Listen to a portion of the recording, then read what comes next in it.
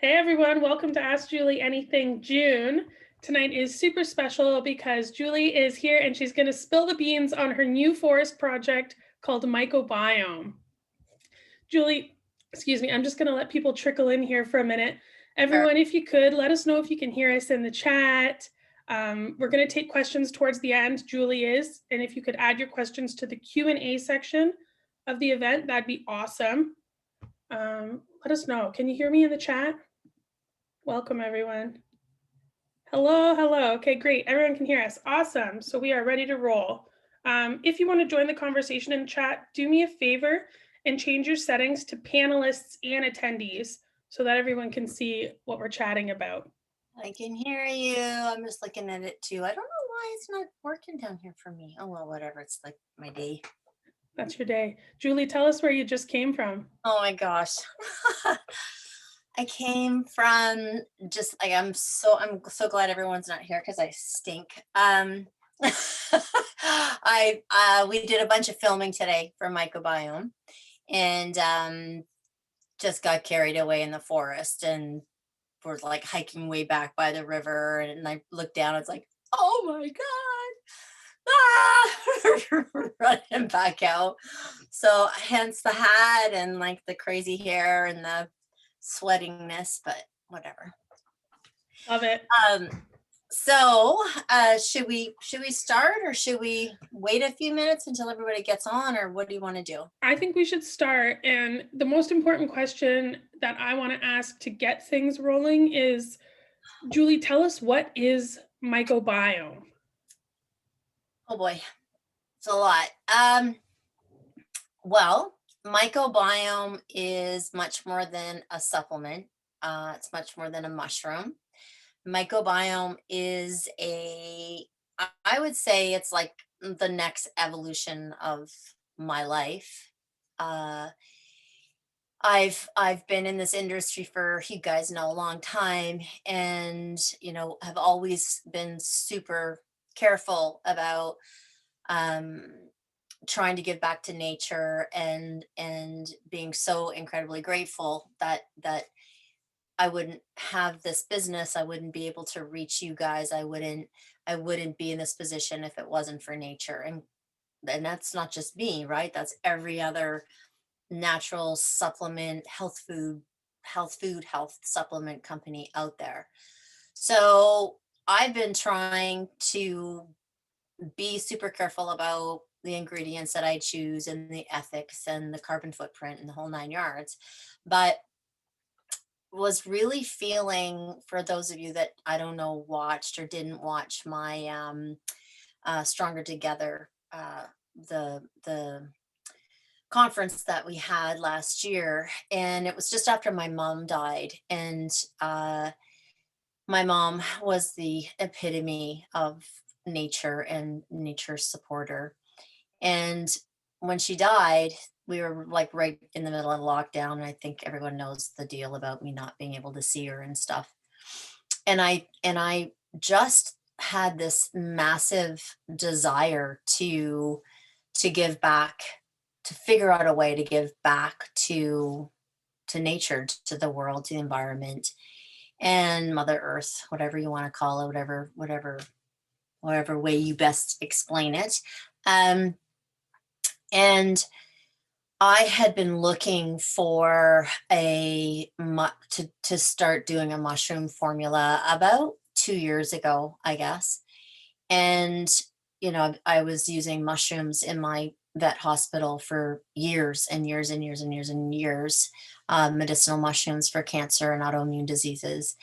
And I really couldn't find ones that I wanted to use, and for lots of different reasons, whether they didn't have the medicinal value that I thought that they should have, whether they had too big of a carbon footprint to get them here, whether, like, there was a million different reasons, but the big one was their ethics and their how they were grown and harvested and things like that. So I was having a really hard time, and finally I found someone kind of in our backyard that I wanted to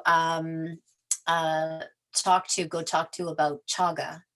And so we went, my partner Dion and I got in the truck and went for a very long, well, 4 hours from my house, and then another 4 hours, 4.5 hours from Moncton, and went and spoke to this incredible, wise forest man, I'm going to call him, that's been working with mushrooms like in the forest for like wildcrafting, and really, really, really uh, a massive supporter of ethical wildcrafting.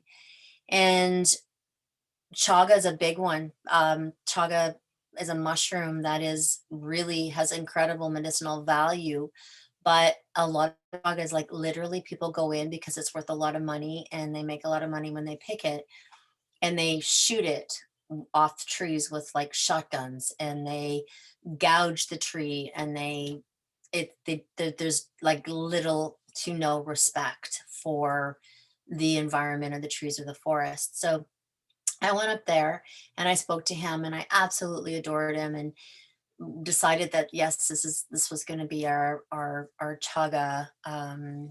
We were going to get all of our chaga from this man. And at the very end, I said to him, well, you just better make sure that you never sell this place, or like, now that we're going to be doing all this stuff together. I was super, super stoked and excited. And he said, well, that's the plan for 2 years. And I looked at my partner, Dion, and he just kind of gulped, because it was, he knew exactly what I was thinking. So on our way home, I just said to him that I felt like Adored Beast needed to evolve to our next plateau, which was being able to produce a lot of our own ingredients, on our own farms, in our own forests, that we could actually have hands on.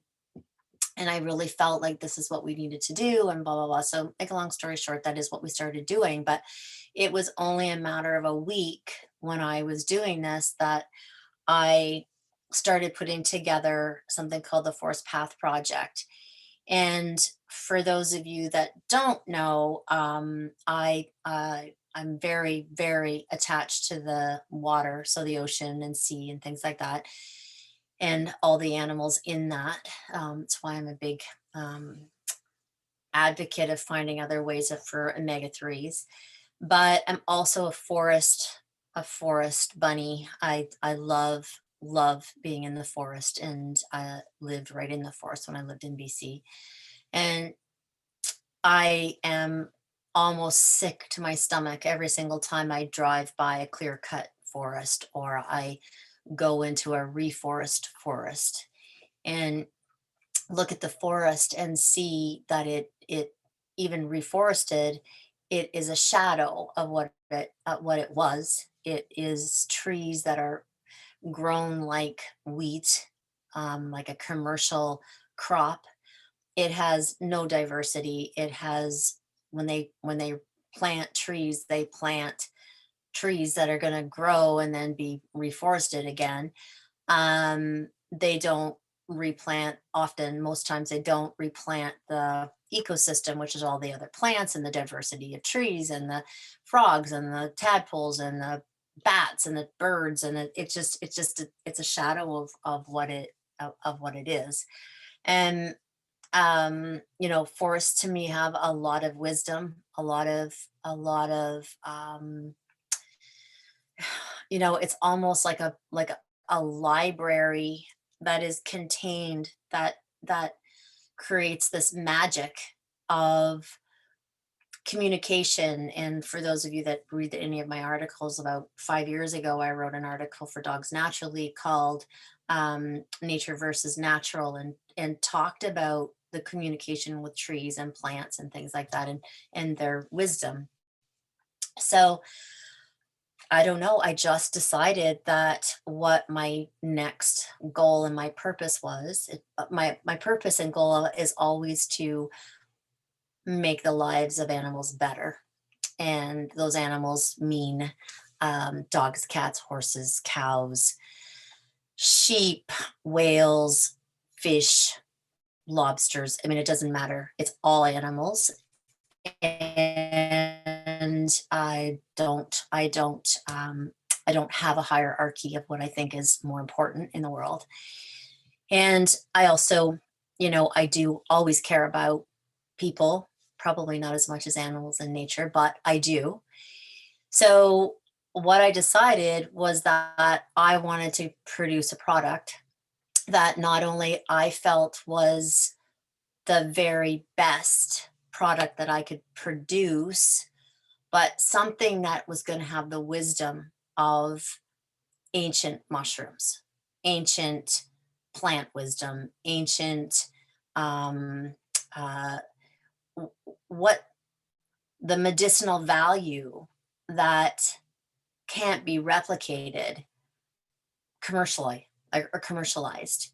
Because in my opinion, and what I've learned from like the last probably 15 years of really researching forests, is that these communications and the chemicals and the nutrients that are passed through the fungi into the other trees, and how the mycelium and the mushrooms are the transporters of nutrients from trees and other plants, and that they get their intellect and they get their education through this incredible communication that happens in a forest. So, one, I wanted to try and capture that knowledge and wisdom and put that knowledge and wisdom into the product and the ingredients that I want to use. But even more so, I want to show the world that forests are more than a commodity. They're more than wood and pulp and paper. That the plants and the things that forests produce are as equal of importance to the world, if not 1,000 times more so than wood and paper. And I truly believe that, and I feel that, like our goal with this forest is to have less logging and more of a show people that we can have more of, for lack of better words, a business that is sustainable, that puts air, oxygen back into the environment, that cleans the air, that supports nature and ourselves and our health of people and dogs and all animals. So birds and reptiles and everything. So mycobiome is the reason it's called mycobiome. Myco is mushroom, biome is, everyone knows what biome is. And the idea behind it is that these plants and these mushrooms are going to grow with the intelligence of the dirt, of the earth. So we're putting together a bunch of forests that have already been logged, and we are rewilding them and bringing them back to, as best we can, to their natural state. And then we're trying to protect old growth that that to not be logged. So we are purchasing properties all over the place, and the one that we were just filming at is 40 acres of a reforested sort of selectively logged parcel, but it's right beside 60 acres of old growth that hasn't been touched. And we are literally transplanting and navigating and supporting that forest to actually rebuild, not each other, but the old growth, to help the old growth rebuild the other parcel. And it's just incredibly magical. And we are working a lot with labs to see the medicinal value of a mushroom or a plant that holds this knowledge, compared to, it's a definite research project. We are planting all different kinds of things. We're trying to mimic the way that nature would be growing all of this stuff, but in a sustainable way. So for those of you guys that know me, I mean, you know, with our milk, our liver tonic, we have milk thistle and golden, we have products with golden seal and hydrastis and calendula, and the list goes on and on. We want to plant that as well, or we are planting that in our forests as companion plants, as they would be growing wild, but be able to sustain them and not over harvest them, which is what is happening in the wild. So it's a bunch of different folds. I know this is really a long project, but I want everyone to really understand that this isn't a product. This is a definite environmental project that I've taken on and our company's taken on. And, you know, if you purchase, or when you purchase, or if you're looking at purchasing MycoBiome, that it's not just something for you and your animal, but it's something that is giving back to nature, and recognizing its brilliance and its wisdom and its power and its glory. And it's a really, I'm really proud to get behind this project. It's been a lot of work, physically and every other way. But that's what it is, stuff. I mean, I know that took a long time to talk about, but it is, it's a big, very big project. Yeah, definitely. And I think you answered my second question there, was what makes MycoBiome different? Well, you kind of blew the top off of that. I mean, you guys are buying up these logged plots of land and reforesting them or rewilding them, you said.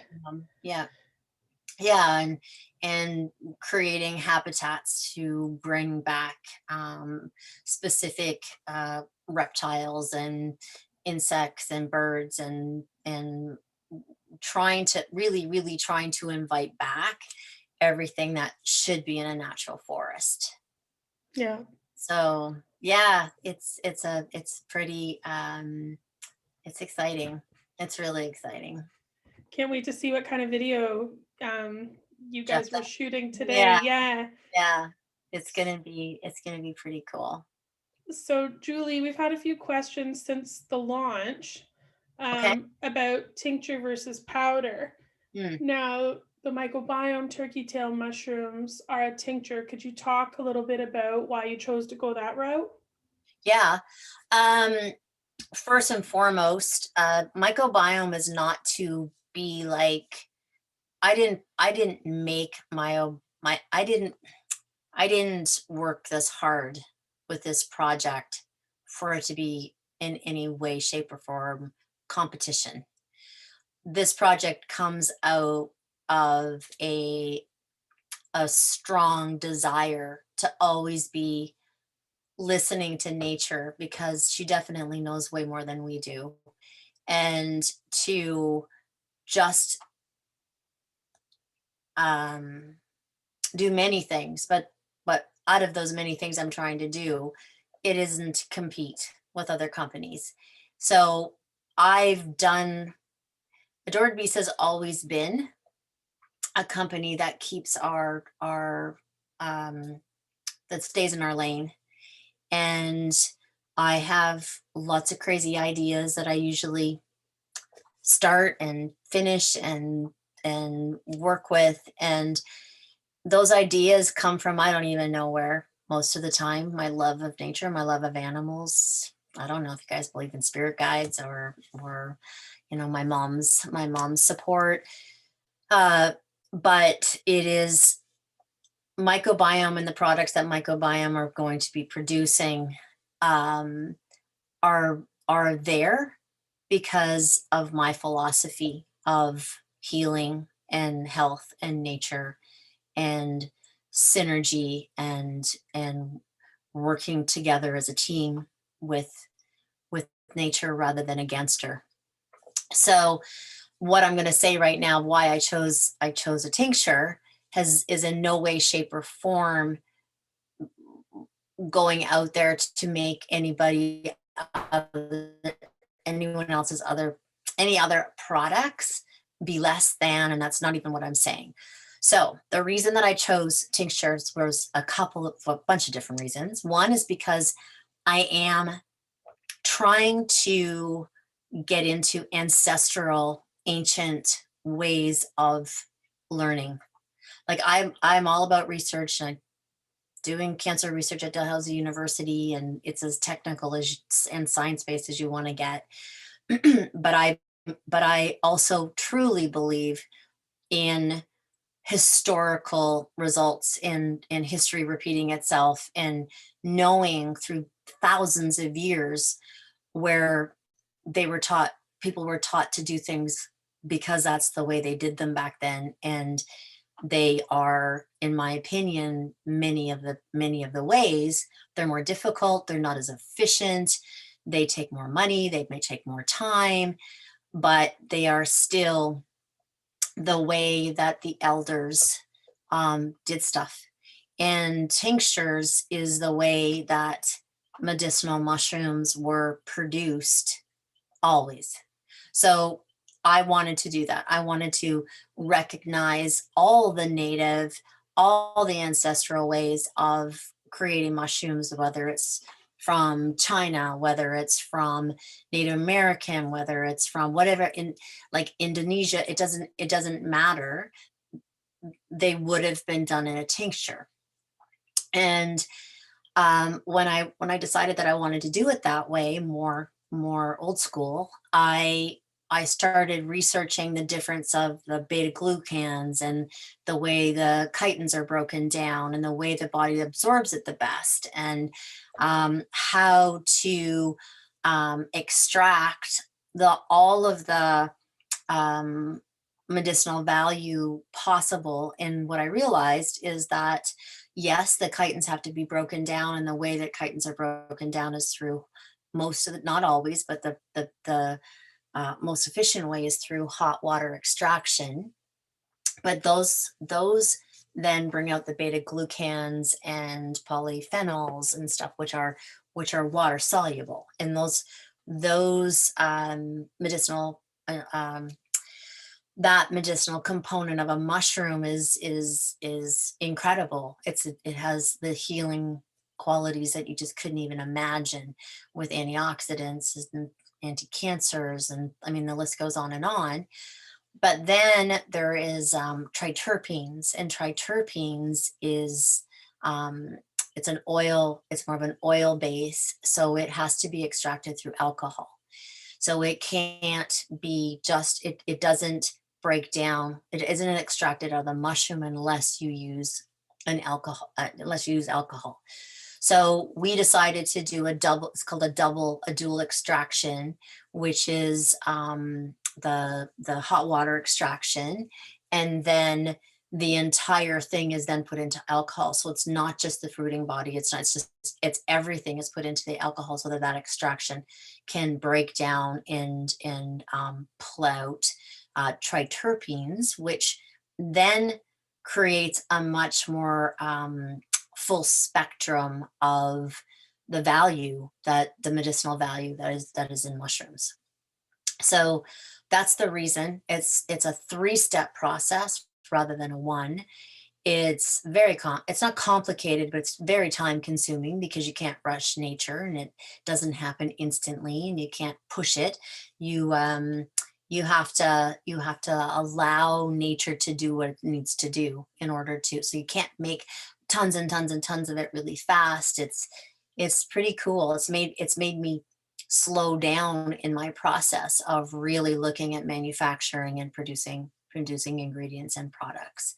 So Steph, that's why we thought about it hard, because tinctures are harder to ship. There's a lot to it, and they're much more expensive to produce, like exponentially more, which is always a difficult decision for Dion and I to make. But because this project is very near and dear to our hearts, we decided to do it really the way we want to do it, from from much more ancient philosophies and stuff like that. Make sense? Yeah, 100%, Julie. Thank you. Welcome. There's one more question I have before we do a couple of Q&A. And you touched on this a little bit already before, but can you talk about how the way a mushroom is grown, in your opinion, impacts the benefits that it has? Yeah, for sure. I mean, again, this is nothing about, how other mushrooms are produced or made or whatever. But for me, I believe that what they're grown in allows them to have the ability to produce the medicinal value from an orchestra of supporting musicians, the like what the trees contribute as far as chemicals in the earth, what the bacteria in the soil contribute, what the water that, like, even our water that, like, when we purchase these properties, we're very particular about the types of water in them. So we purchase them that have rivers and streams and bogs and things like that, so that even the water that we're using to feed the logs or to water the logs, because they're grown in logs and they're inoculated in logs, and are not doesn't have chlorine in them. It's not water that's coming out of a I don't know, I'm sure you guys have heard of this, but maybe not. But when they talk about water and how important and how healthy water is, the minute water has energy, it has a magnetic energy.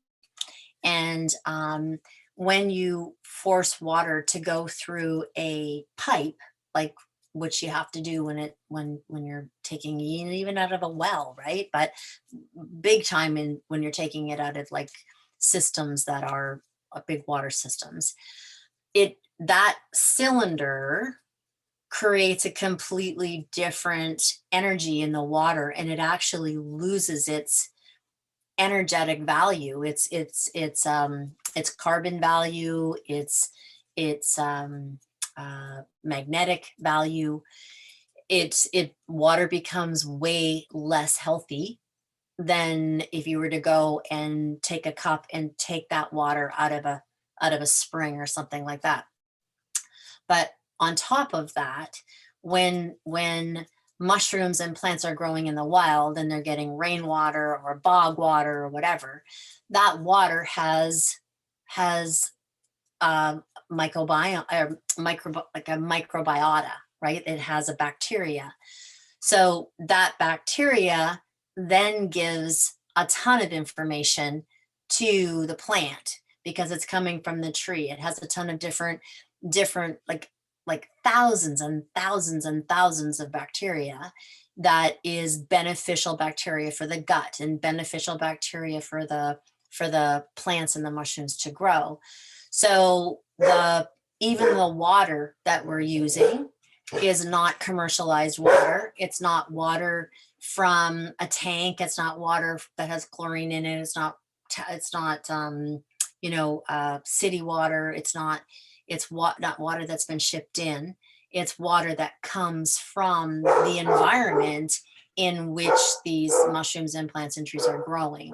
So it has its own unique it has its own unique bacteria. So it's when you take all of that and you're producing a plant or a mushroom, that, well, we're going to see, because we're going to do analysis and things like that, but it would just make sense to me from nature that if something is grown in nature with its own environment, it is going to be able to reproduce the wisdom that it needs to reproduce. So our logs aren't stacked on top of each other. Our logs are actually on the ground, like actually sitting on the ground, or they're stuck in teepees, they're called, which means that the bottoms of them are jammed into the ground, so that the water and the bacteria actually feeds into the logs. We don't have to topically water them from a different water source. And if we do have to use water, we actually use water from the forest. So yeah, they're grown very differently than most, and it would give them a much larger diversity, a much stronger intelligence, and is, it is supported by the entire forest and not just, a lot of mushrooms that are grown on logs, even they're grown on logs, but then they're on top of like a tarmac or a parking lot, or like a um, cement, right? Or they're growing in logs, but in like something like big, massive football field warehouses. So, and there's a lot of there's a lot of great value that goes into them because they're certified organic, so they're not using chemicals, things like that. But they're around, a lot of heavy equipment and machinery and gases, or if they're outside and they're not around other plants, then they're plants, right? So those plants are going to be sucking up the pollution, because that's what plants do. The photosynthesis is they take the pollution out of the air and they clean it, like your liver, and put it back out put back clean oxygen into the world. So if these plants aren't surrounded by other plants, they're going to be the liver of that area, as far as breaking down pollution and stuff. So I just feel like they're very different. They're very, very different. Did that answer your question? I'm sorry. 1000%. Yes. Thank you. I just went on a tangent. It's like, okay, they asked me. Julie, I have one more question before we jump into Q&A. And this is just a personal question that I find this super cool about the whole project. Talk a little bit about some of the foraging that's happening. Oh, I'm so glad you said that. Oh my gosh. Okay, so we do both. We do wildcrafting, and we do planting and growing. So it's a combination, but that's another big for me. So we've created this insanely anal affidavit, and it's actually quite beautiful. Do I have it here? Oh, damn, I wish I'd had it here. It's going to be on, oh, I do have it here. Yay. So this looks like, can you see this? This looks like a book. So in this book, what this book actually is, it's a wild plant identification and collection guide, and it's a wild crafter agreement, which means all of our foragers, all of our wild crafters, all of our pickers, they have to, it's like a course. They have to go through this entire booklet. And in this booklet, it literally shows you like how every single plant has to be picked in order to be able to maintain and sustain its area in the wild. What kind of tools that they have to use, what kind of, they're not allowed to wear bug spray, they have to leave, like it's this huge manual that they have to actually go through, and then they have to sign the front of it. So it's literally a legal affidavit. And we won't accept a picker. Well, all of our pickers, like, to be honest with you, all of our pickers are pickers that have been known in the industry through ethical wildcrafting for years. Like I sort of handpicked them all to make sure that they had as much integrity, because what I would like to do is I want to also try and establish a really strong wildcrafting association, because I mean, I think you guys know, like, golden seal has been wildcrafted, and it is now on the endangered species list. You're not even allowed to go. We hardly even have anymore because it's been overpicked. Chaga is going to be the same way if someone doesn't do something. So part of this project is also bringing the education and the awareness to people that purchase wildcrafted products, to be sure that they can get onto a website and see like exactly how they're picked. What does it mean by when they say ethical? You know, are they just using it as a coin term in order to be able to sell more products? We are fiercely protective of forests, not just our own forests now, but fiercely protective of you know, crown land and all the other forests that people are going into and foraging. So yeah, so that's the deal with our wildcrafting stuff. That's one of my favorite parts. Thanks, Julie, for touching on that. You're welcome. All right. Is it okay if we jump into Q&A, Julie? Or yeah? Mhm. Okay, so Tiffany asked, as always, we, my dogs and I, like to share. Can I use turkey tail too? And if so, do you happen to have a dosage? Yes.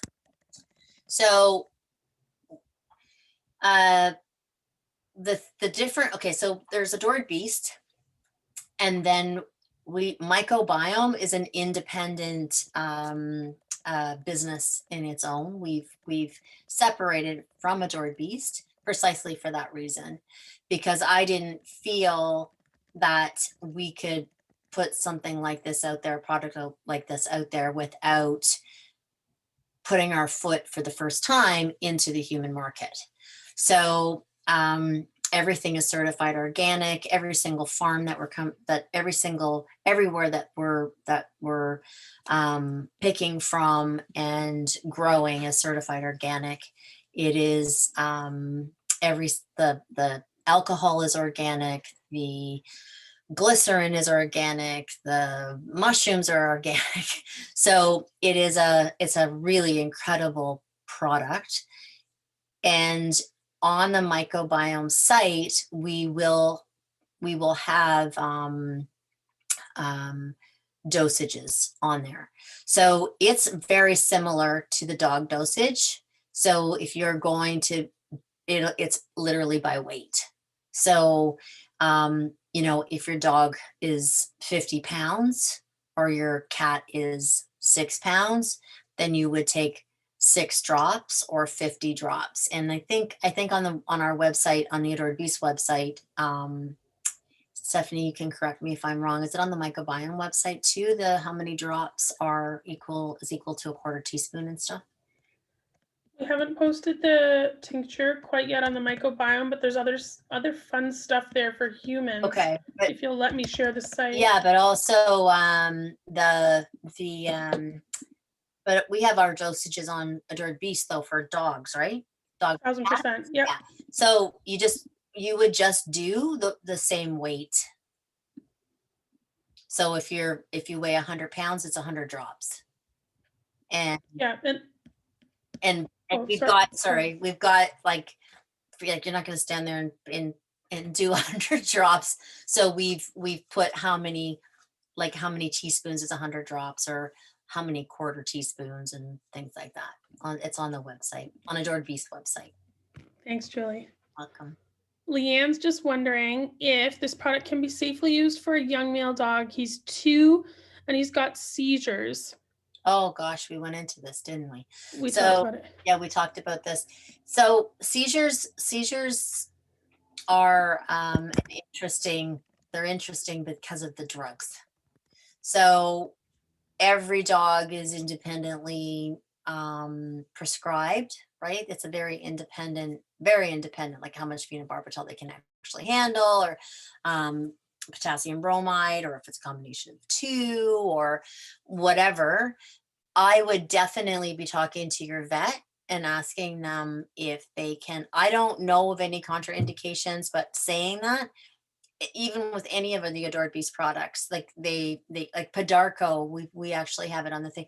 Podarco is not a great one to have when when animals are seizuring or on seizure medication.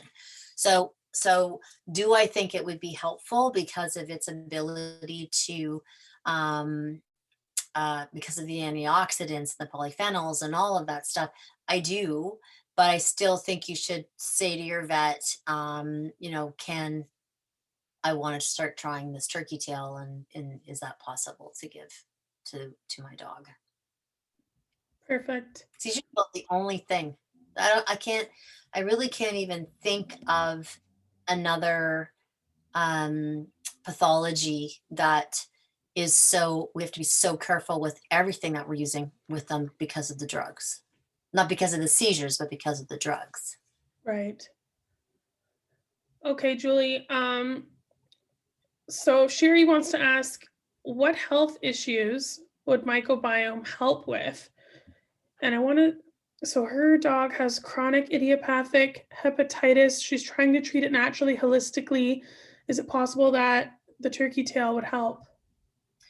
Well, any kind of disease that would be supported through immune modulation or through a healthier gut a healthier gut microbiome, through antioxidants, fighting free radicals, which is almost every single disease, would be could benefit from mushrooms. So medicinal mushrooms. So again, I always tell people, if there's something where an animal is really chronically ill, the interesting thing about mushrooms is that you can actually go higher. But right on the bottle, we've said that these are safe recommended values. But if your dog has cancer, or it's got some kind of autoimmune disease or debilitating disease, work with your vet, because you can actually go up quite a bit in the dose. But we can't put that on because it's just impossible for us to know thousands of people and what's going on with their dogs.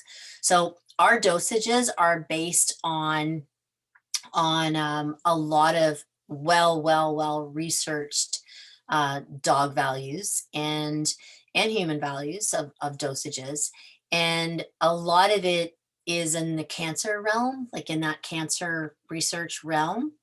And we've stayed at a level, at a therapeutic level, where we feel it's really safe. It's for sure with way high enough, but you can go way higher with the support of your veterinarian. So the same with your puppy. I would talk to your vet and I would start slow, because it's the liver, and then start working up with your veterinarian. And it'd be really cool to actually work with a vet doing this, because certain nutraceuticals and certain herbs and things like that, that's kind of are scratching them their head still, and still not fully immersed in it. But mushrooms are being so researched in Penn State University and all kinds of veterinary universities right now. I think Penn State University actually has a mushroom wing for research. So I think a lot more vets are open to medicinal mushrooms. So it would be very cool to talk to your vet and start them and keep us posted. And if they want to ask us any questions on it, I would be more than happy to help them out, or support that, or help navigate that. Awesome. Julie, speaking of research, and this is a question from Tammy, and Tammy, I don't know if you can send me some more information on this. I'm curious about this myself. Her question is, are you working with the local Mi'kmaq communities in Nova Scotia and other Indigenous communities within Canada and perhaps beyond in terms of research? So I wasn't aware that this even existed. Can you say that again?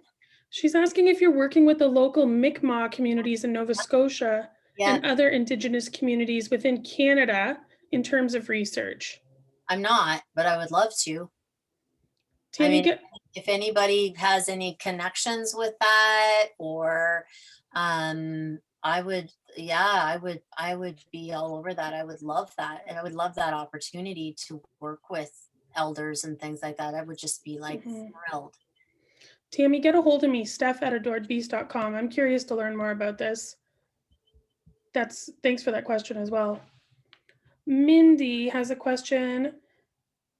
Oh, can mycobiome be consumed from people as well? My mistake. We already covered that, Mindy. The answer is yes. Yes. Karen's got a Well, we question here. are going to be like, I think, do you even know, Steph? Like, What?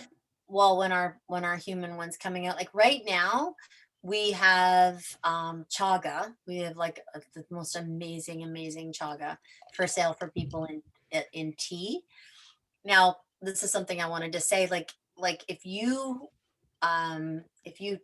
drink, like if you really do like a 12-hour brewing with our chaga tea bags, it has huge medicinal value, and it makes you feel so incredible. It's kind of scary.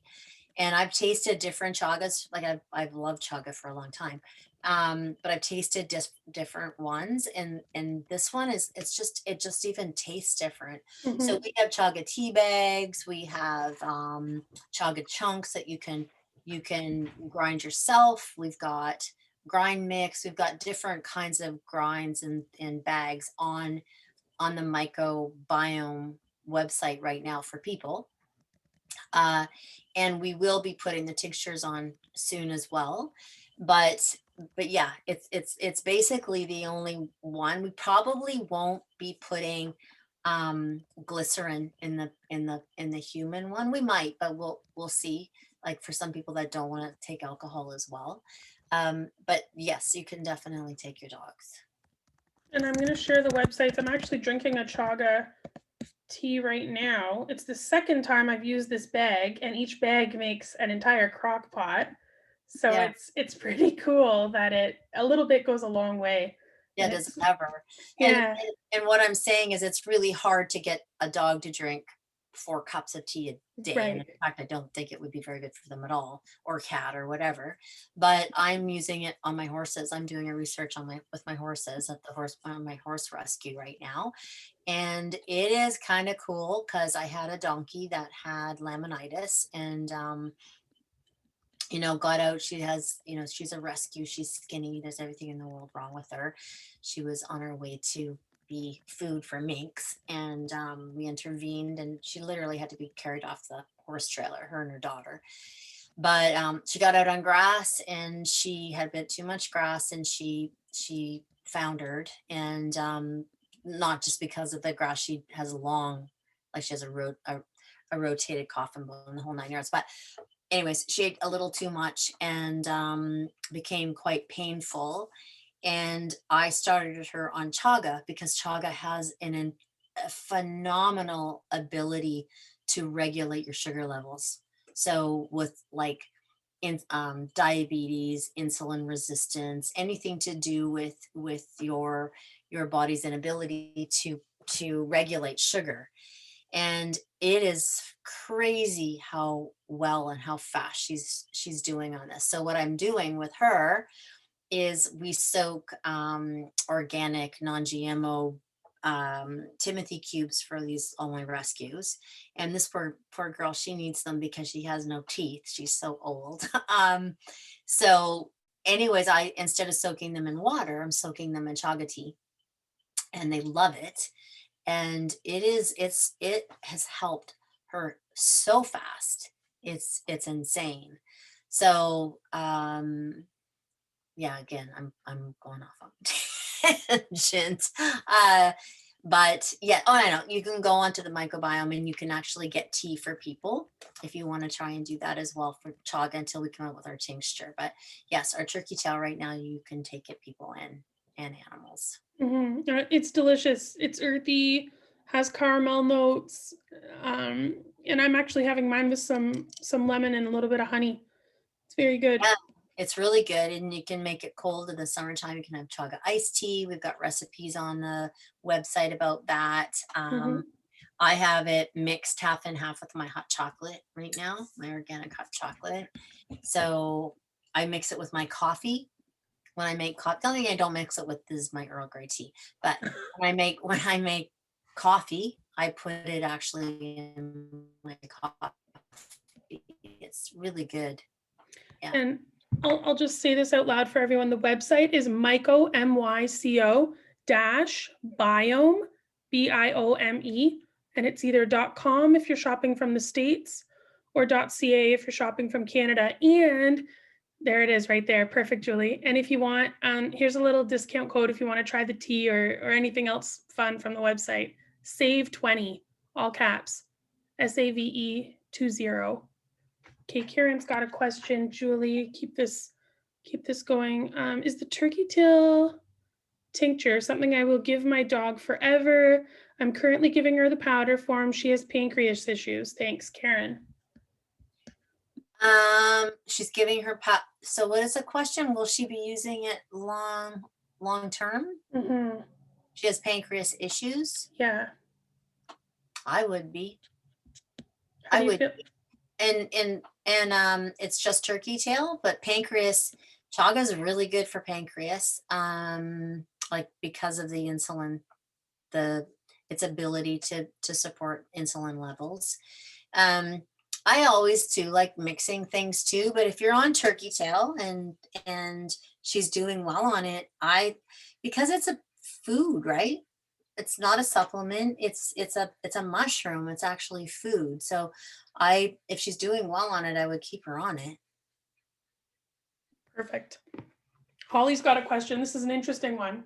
Okay. Well, why did you choose to focus on turkey tail first? Because I did a lot of research on chaga, and we actually started chaga first, and then I took there's actually xylitol in chaga mushrooms, and I wanted to be sure before I put it out there for animals our xylitol levels. So I wanted to do that first, and I knew that that was going to take a while because I had done it numerous different labs and in numerous different ways and through different extraction methods. Like I just didn't leave anything untouched, and I learned a lot about xylitol. Like there's xylitol in blueberries, and there's xylitol in cranberries, and there's xylitol in strawberries, and there's xylitol. The highest amount of xylitol though was in corn. So I was shocked by that. I mean, it's the #1 way of producing xylitol is through corn. So anyways, that's an interesting, the xylitol is actually in the bark of the tree, the actual tree itself, and in birch trees. And I think we did different ones, like different kinds of chagas and things like that. But ours, I truly believe possibly it's because of the way that it's harvested. So the way our chaga is harvested is we leave a huge portion of the chaga still on the tree. So we're not cutting into the bark, we're not gouging the bark, we're not taking any of the tree, even though the chaga comes from the tree. It grows out of the tree. So our levels are almost non-detectable. So that's why we started with turkey tail.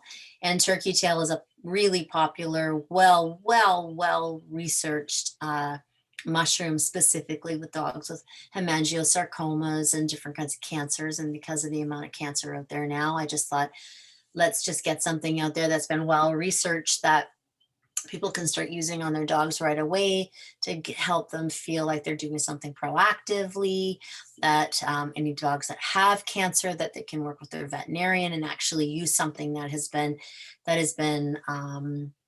like I said, really well researched for cancer in dogs and cancer in people, cancer in general. Mhm.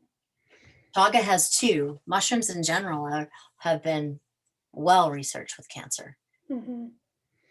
Julie Joy has a question, and I think you've touched on this a little bit before when you talked about like immune modulation.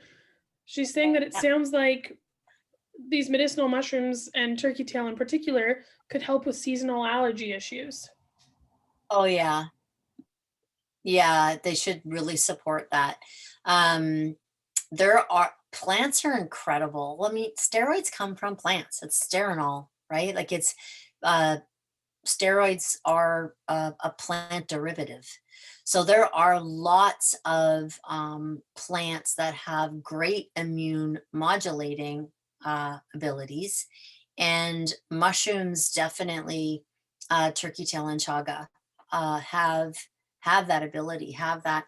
And I find it interesting because I think we know, like with phytophthora and bacteria, so we know that we've researched our probiotic phytophthora, the canine strain, and we have, so much documented evidence and research showing its immune modulating effects, that particular bacteria. So instead of, like, steroids are suppress the immune system. So an immune modulation is that if we want it modulated and balanced, if it goes up too high, which is turning into autoimmune disease, it brings it down. If it goes too low, and you're going to get secondary bacterial infections and things like that, it brings it up. So it modulates it. Very, very, very, very, very important in today to find things that are immune modulators, like insanely for people and for animals. And mushrooms have that quality, which is pretty cool. So does larch. Um, so there's four things right there that you can be using to help your dog and your own body um, derail or balance or bring back into homeostasis the immune system, which is like completely out of whack and doesn't know what it's doing and is gone insane and created an autoimmune disease, which is everything from allergies to Cushing's to rheumatoid arthritis to, like, the list goes on and on. Almost every single chronic disease is an autoimmune disease. So yeah, it's do I think it would help with allergies or um, immune autoimmune diseases? I do. I really Mhm. think it would be very supportive. Mhm. And on the Myco-Biome website, we've got a ton of research. Like, if you've got some time to do some reading, comb through it because it's Hmm. it's really interesting, and they've done the studies behind it. Lots of studies behind it. Yeah, It's incredible. it is. Lori's got a good question here. Julie, for your horses, do you use the chaga chunks, the tea grind, or the bags? She's got a very old girl having trouble keeping weight on her. The funny thing is, as a younger horse, she was a really easy keeper. Mm. So who is this? Lori, Lori. We are launching our equine gut soothe. When, stuff? You've got the launch dates. July. July. Mhm. So we've got, like, it's done. It's totally done. And I would say a horse that was an easy keeper and is now into being like hard keeper, that's screaming ulcers for me. And a lot of ulcers can't be detected even with scopes because they're lower gut ulcers. But I would be worried about metabolic disease or syndrome, and chaga would be phenomenal for that, like really, really good for that. And then healing her gut. So as soon as we come out with the equine gut soothe, I would be getting that. And it's different than dog gut soothe because it's actually the same way Phytophthora has the the canine species probiotic made from dog fecal material. Our equine gut soothe has species specific derived bacteria made from horse manure, so made from horses. So it holds that DNA, and it holds that unique ability to create all kinds of phenomenal health benefits that regular probiotics don't create. That's why Phytos Flora is so unique. So I would be looking at both of those if she's a hard keeper. Definitely, yeah, the chaga might really help with her metabolic, to support her metabolic process, and then getting her on the equine gut soothe as soon as it comes out. Thanks, Julie. One more question here. Oh, the question was, do I use bags and chunks and all Yes, I'm that? sorry. Yes. I'm lazy and busy. I'm not lazy. I'm busy. I don't think I can be called lazy. uh, but I don't have a lot of time to do cooking and things like that. So I just use our tea bags. But you can use anything. You can use whatever you want to use. I just use tea bags. I put it one tea bag in a big huge crock pot, and I do a double boil with it. So I or double boil, double brew. So I think it's how many quarts is it? I don't even remember. Oh boy, I On one the bag. website. It's Yeah, on it the is on the website. Yeah. and then I make a crock pot full of it. And then as soon as it's done, then I fill it back up, and then I brew it overnight again. So a second brew. And then I take the actual bags and I dry the bags, and I do this weird wacky thing with it where I use it as incense, or I use it as smudge, and I light the bags, and then the chaga just burns. It smells so nice. It smells like you're out in the forest, and it really helps to clean the air, and it's amazing. So that's the other reason why I use it. But and then I would give her half. If she's older, I'd start her off with half a cup twice a day, and then you can work her all the way up to 2 cups twice a day. Thanks, Julie. I love that off package use for the tea bag. That's very cool. Oh, it's so you walk in my house and it almost smells like a natural maple sugar bush. Ooh. Is it, you know how that you were saying the taste of chaga, it's almost mapley a Yes. little bit? Yep. It smells like that. It smells really, and it smells like smudge and just like burning wood, and Woodsy. it's very woodsy. It's really nice. I love it. Calms me down, actually, the smell of it. Yeah, absolutely. I love that. I'm going to use that. I'm going to do that with mine. Okay, so there's 3 or 4 questions here. I know we're going over time, but there's 3 or 4 questions. Robin, Donna, Mel, they're all asking. So they're using Adored Beast products right now. They're asking about adding the turkey tail into their routine. How do we do it? Is there going to be negative interactions? What can we expect? Nothing bad. Nothing bad.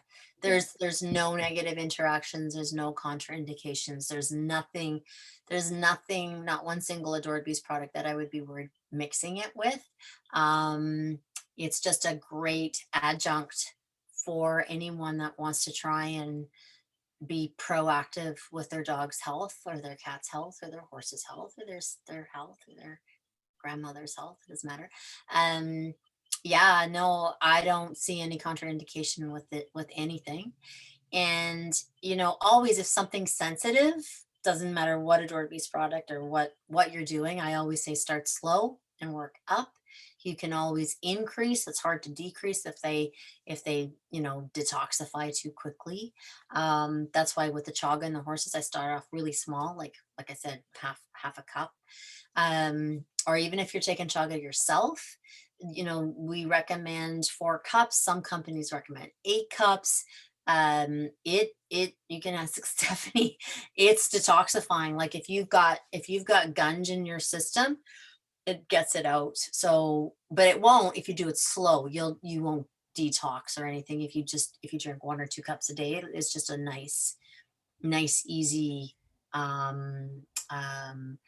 nice easy way of starting a healthcare program with your own body. But don't worry about it being contraindicated with anything. It's just a really great addition to your daily preventative care. Or like I said, if you're dealing with some severe chronic disease, don't be scared of it at all. and work with your vet for increasing dosages. Mhm. There's lots of information. That's what's so cool too, because a vet can get online, look at the Penn State research, and the dosages are right there, right? So it's not like they won't be able to find them. There's so much information that a vet can access with mushrooms. It's great. Yeah. Awesome. Definitely respect the dosage and start slow, like Julie said, especially on the tea. Elizabeth has an interesting one here. Julie, her golden retriever was born with 2 deformed kidneys. She Wow. was told that he would not normally live past 1. Oh, I'm sorry, and she's now 3.5 years old. I use your products with her as well as make her food. Will the mushrooms help a dog with kidney disease as well? Oh gosh, that gives me goosebumps. I wish I don't know if Sarah's on here or not, but my very dear friend and now colleague and partner in the equine line for Adored Beast. She's a dog, cat, horse nutritionist. She writes our blogs and lots of our blogs and stuff. Um, she has a horse that was born with 1 kidney that really doesn't function at all. They she didn't have a very good prognosis with her, and we started that horse on phytoplankton and gut soothe and everything like the dog one. And we have so much blood work. His values are normal. His kidney values are normal. But one time she ran out of gut soothe, and they went back up. And it was kind of not cool, but it was really cool for the vet to see how by giving it gut soothe, it the probably the metabolic process of the probiotics and the calming down the interstitial lining and stuff. But that horse is like incredibly beautiful, has grown totally normal, and has really amazing blood work. And um, again, like I think mushrooms are only beneficial. I don't see anything negative with them at all. And but with a dog with something like that, you would start really small. What did she say she was? What kind of breed? Golden retriever, 3.5. Um 3.5 golden retriever. Just start off. I would start off with a quarter of a dose, and you're gonna see. I mean, if she's got renal issues, she's probably PUPD or like polydipsic polyuric, like drinking and peeing more. Um, just watch your symptoms if you start seeing her drink more or something. But I can't see how it would hurt. And again, you can always talk to your vet, but yeah, I wouldn't be worried about giving it at all. Just start slow. As with anything, Julie, I don't know if before you go, you could talk a little bit about.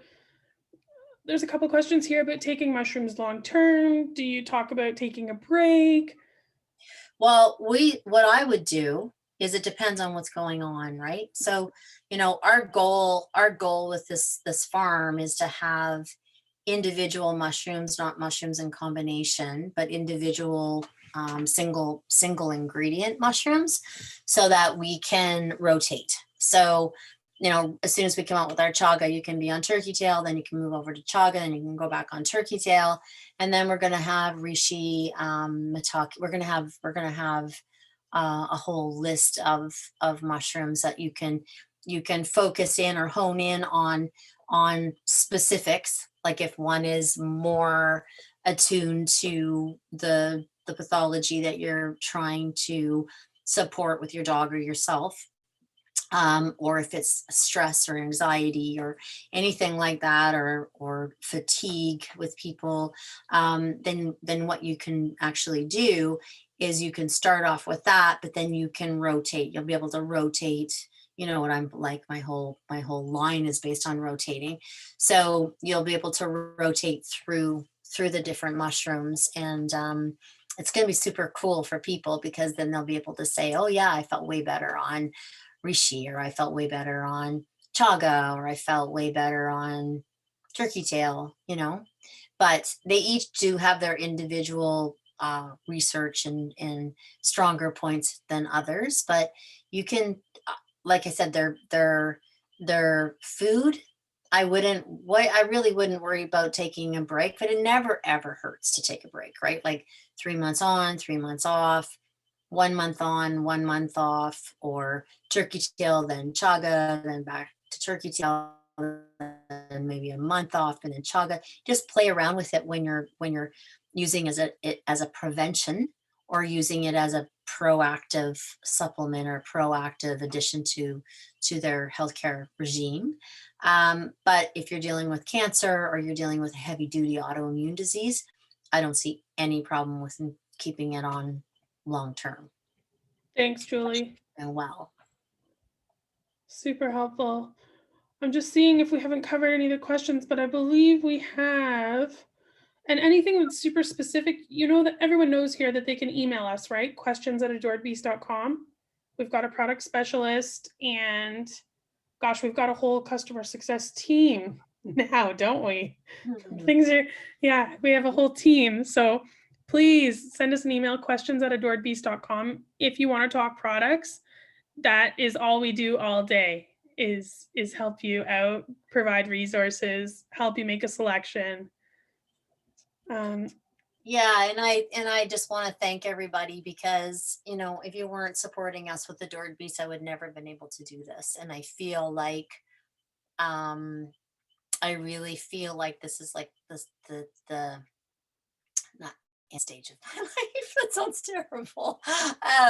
But this is the route that I want, that I'm really passionate about taking, especially because the natural health industry has supported my entire career and supported so many animals and so many other people's careers, and through health and financially and every which way possible. And I'm a little I'm really really thankful to you guys, because I have an incredible business partner, Dion, and he has supported me the whole way of, instead of, taking money out of Adored Beast and putting into something, I don't know, that generates more money or whatever. He was very supportive of us giving back to nature and trying to make a difference in the world, as far as forests and air quality and sustainable planting of our natural healthcare products, and looking at the wisdom and respecting, really really really respecting nature for what she's trying to teach us, and not pretending like we know more because we're science based or anything like that, because we absolutely do not. We just need to slow down, listen, pay attention, and let them be our classroom, rather than feeling like we're going to walk in and take all of these different ingredients out of the wild, and we're going to know how to work with them better, or how to fractionize them more, or whatever. I'm so grateful to him and to all you guys for helping helping make this a reality for me, because I think I would be very sad when the time comes that I'm going to enter into a different realm, not in this body. I think I would feel very sad if I wasn't able to try and give back. And I couldn't do that without you guys, and your support with MycoBiome is even going to help move that forward even more. So thank you. Thank you, Julie. Thank you, everyone, for joining us tonight. We look forward to doing it again next month. And thank you, Julie, for really pulling back the curtain on MycoBiome and letting us into your world. Okay, well, thank you. Thanks, Bye. everyone. Good night.